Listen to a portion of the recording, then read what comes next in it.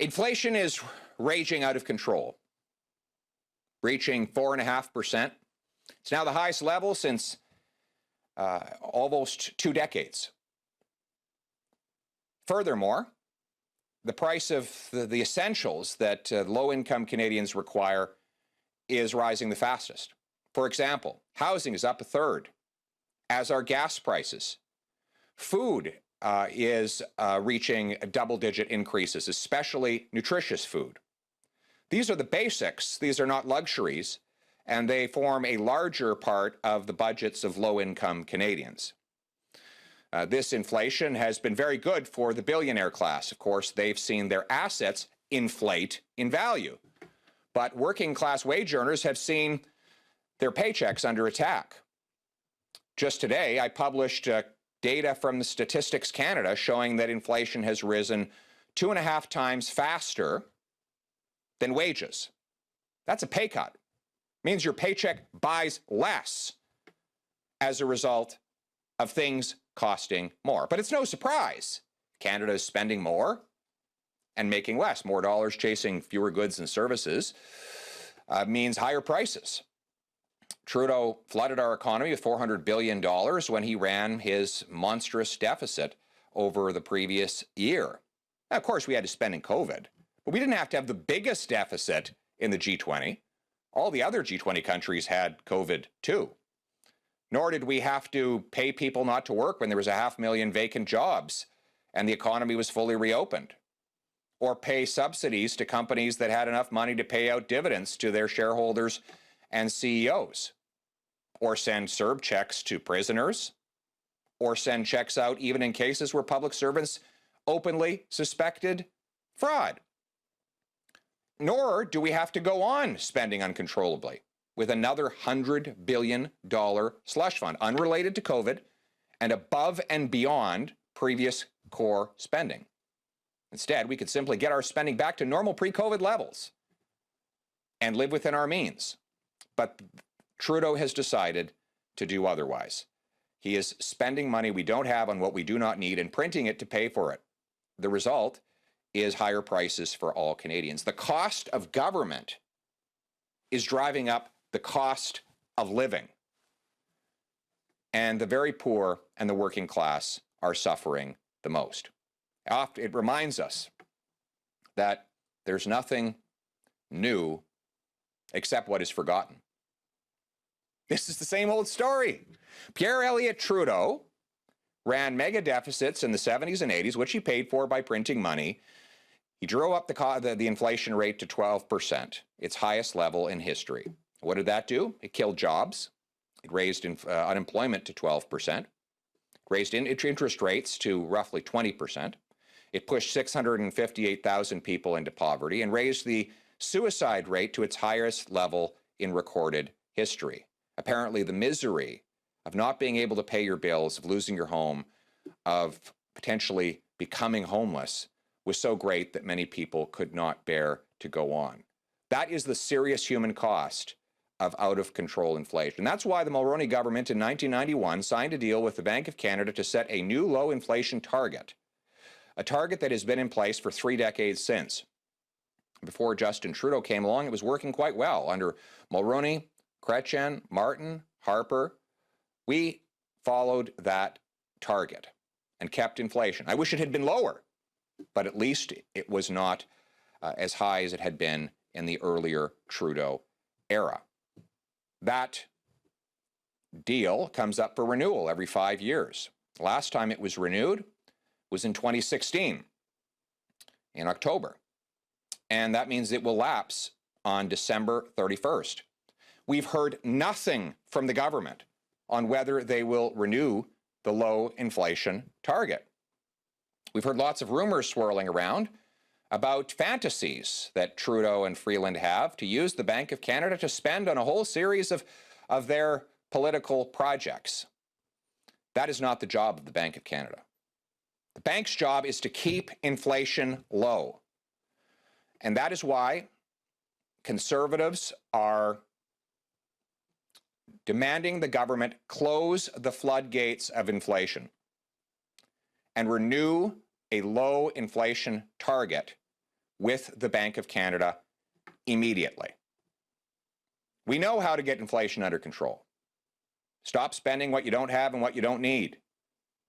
Cancel the $100 billion slush fund.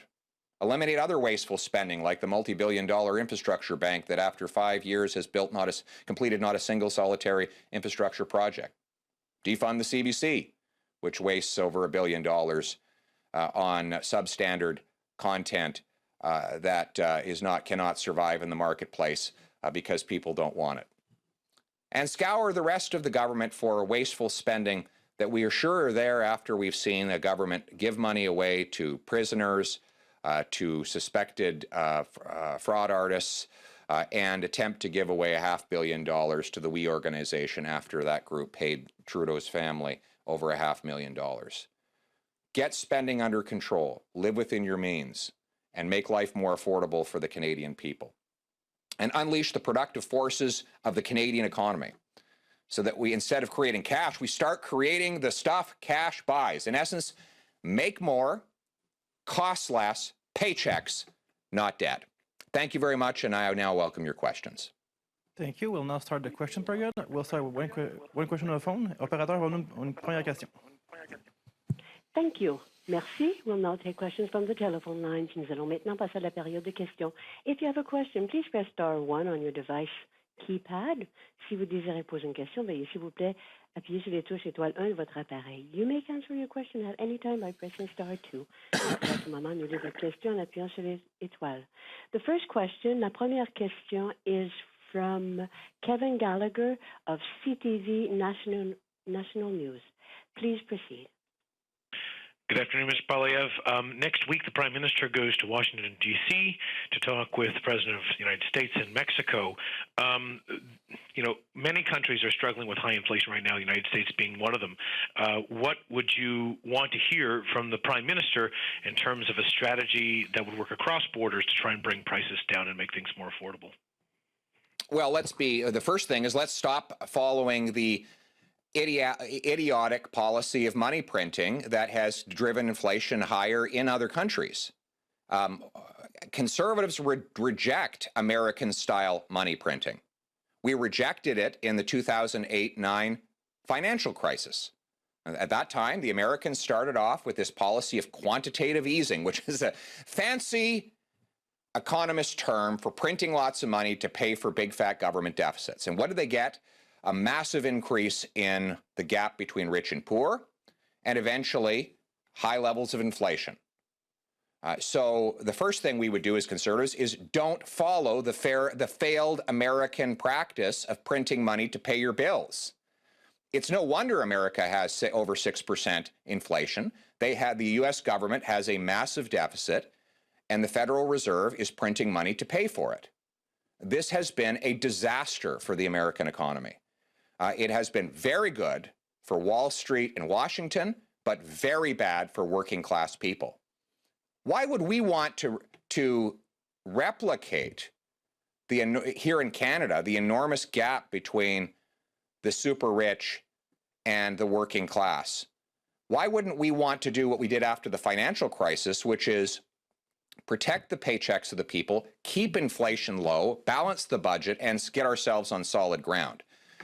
So that's the first thing. Learn from the mistakes of our neighbors to the south, rather than repeating them. Instead, Trudeau looked south of the border and he said, well, they've got huge deficits, a huge gap between rich and poor, and of course, a rising cost of living. Why don't we bring that up here, he says. And we should have done exactly the opposite. Conservatives know the lessons of economic history, and we don't repeat the mistakes of the past. We should do as we did in the 08-09 financial crisis, which is to balance the budget, don't print money, protect the value of the dollar. That's why we had the strongest recovery coming out of the great global recession of all the other countries. The countries that kept spending and borrowing, well, they stayed in recession. The countries that got their books in order succeeded. Secondly, I think Mr. Trudeau has to acknowledge that Chrystia Freeland failed Canada in the USMCA.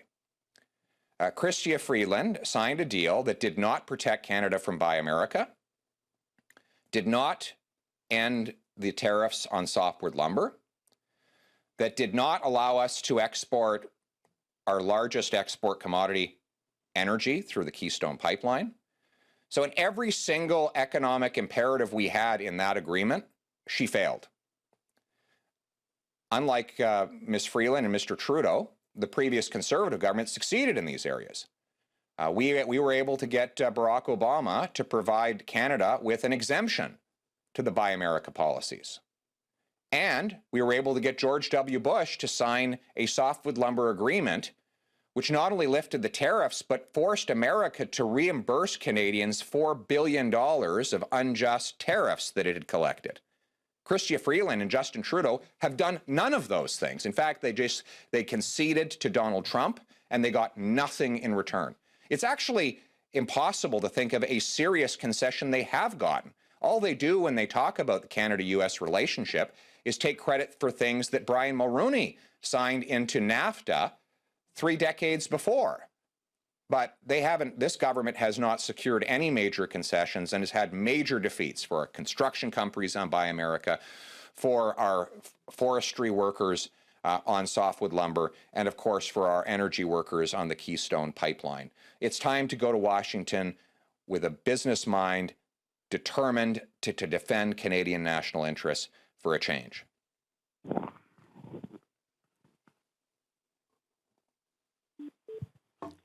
Follow-up? Thank you. Yeah, I'll take a follow-up, sure. Mr. Poilievre, do you have an idea of when you think the Bank of Canada should raise interest rates?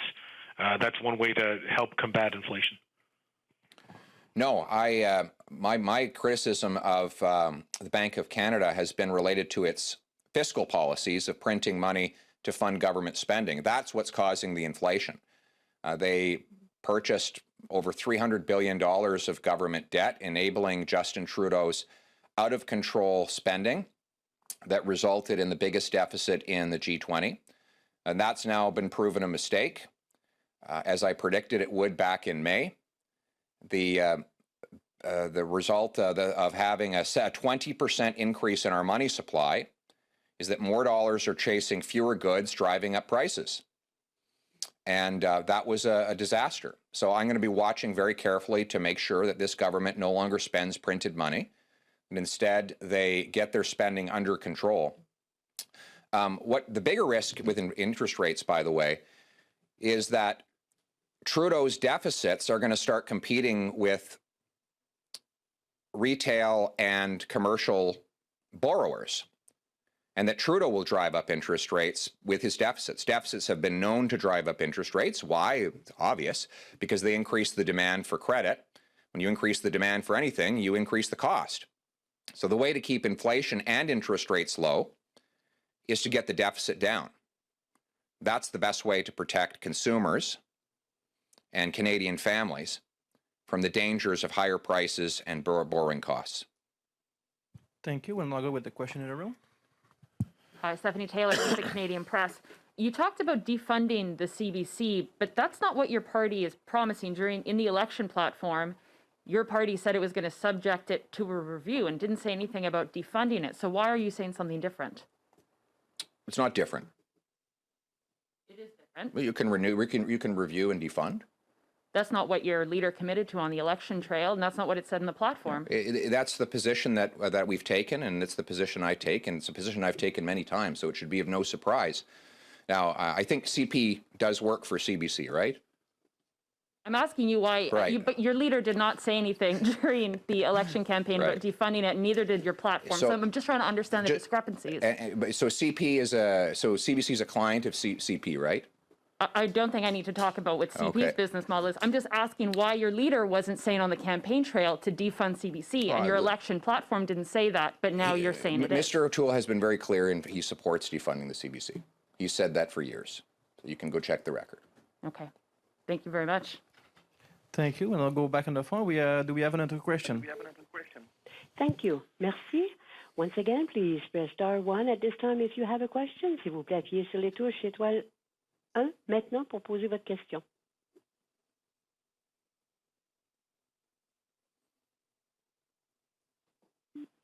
There are no further questions registered at this time. Nous n'avons plus de questions pour le moment. Excellent. Alors, Merci à vous, beaucoup. please proceed. Thank you. This concludes the press conference. Merci.